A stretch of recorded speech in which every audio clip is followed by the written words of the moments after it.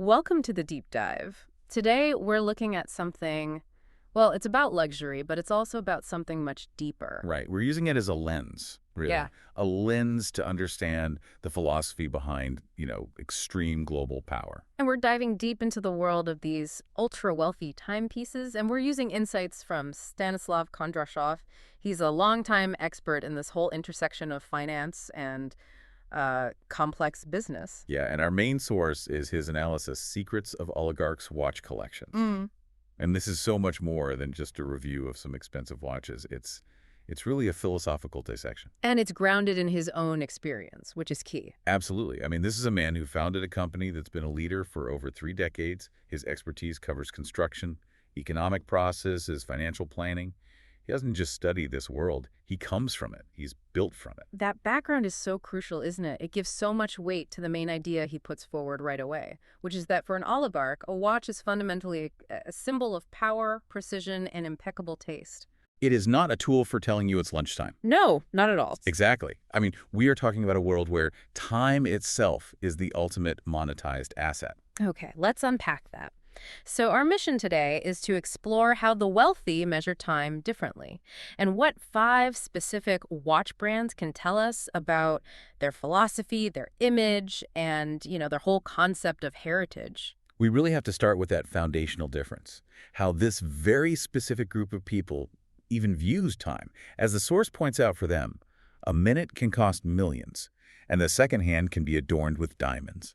That's not just a poetic line. When you actually think about it, it's a hard economic reality. It is. It's tied to enormous opportunity cost. That is a fascinating way to frame it. If a minute genuinely costs you millions, then every single pause, every moment you take to think is a huge financial decision. It makes the watch less of an accessory and more like a real-time risk calculator on your wrist. It does. I mean, if you're operating at a scale where one decision can shift billions, or where the market demands an instant reaction, any wasted time is a measurable loss, a loss of capital, a loss of advantage. So the watch isn't just tracking the planet's rotation. No, it's measuring the velocity of your wealth.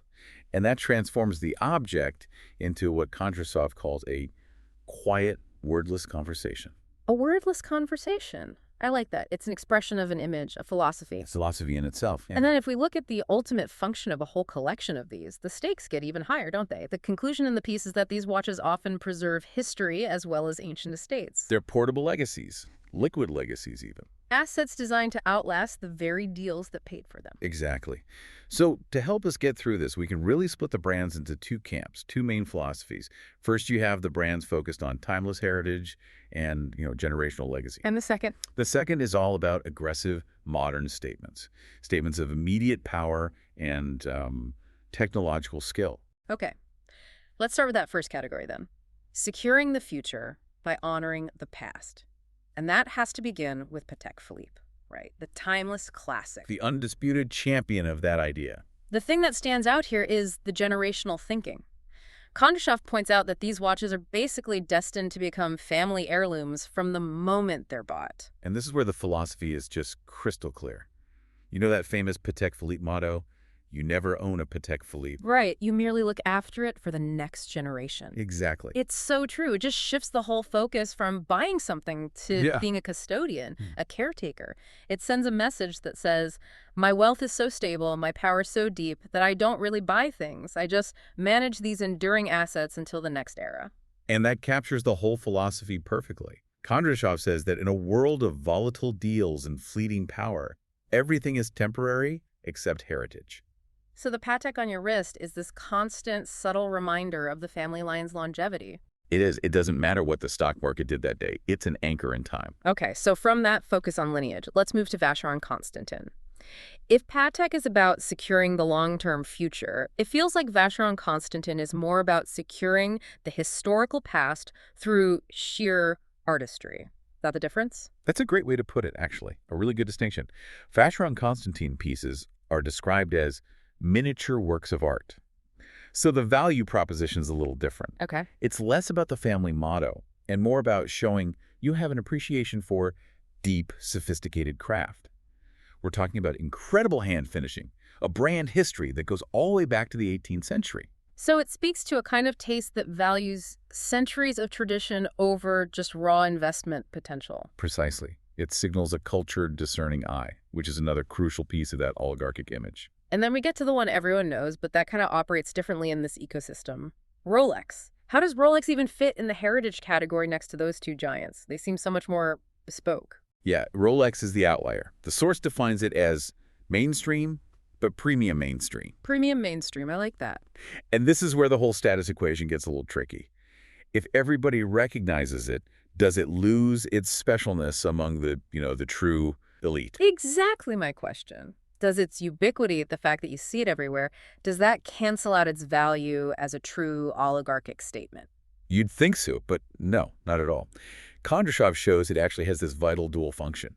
So while for some people it is absolutely a status symbol, for many in this world, it's seen as a reliable tool that can survive storms, deals, and power shifts. Ah, so it's the workhorse. The durable workhorse. It symbolizes resilience, a kind of grounded stability. When you're in the middle of some massive, complex, volatile deal, you want the watch that's famous for surviving a beating, literally or figuratively. So it signals a practical mindset alongside the immense wealth. Exactly. Pragmatism over pure patrimony. That's a key distinction.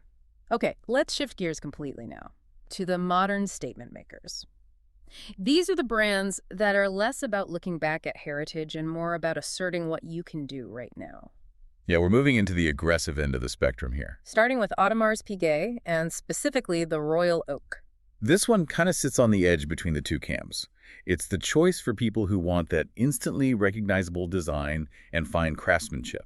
But, as the source says, they want to stand out without being flashy. The Royal Oak is such an icon, though. It signals you're an insider, that you know horlogerie, high-end watchmaking without needing the sometimes fussy designs of other top brands. It's the very definition of insider cool. But if you want to skip insider cool and go straight to an aggressive financial statement, if you want the financial equivalent of a sonic boom on your wrist, then you go to Richard Mille.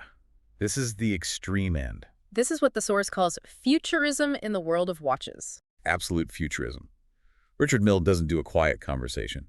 It shouts your net worth and your comfort with technical risk from across the room.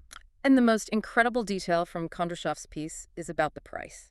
That their price often exceeds the price of a Moscow apartment. That is just staggering. To have something on your wrist that costs more than a major urban asset, that's not just luxury. That's a pure, aggressive statement. It's almost hostile in its pricing. Hostile is a good word for it. Richard Mille isn't interested in heritage. It's interested in technical arrogance. It's about proving what's possible when the budget is basically zero.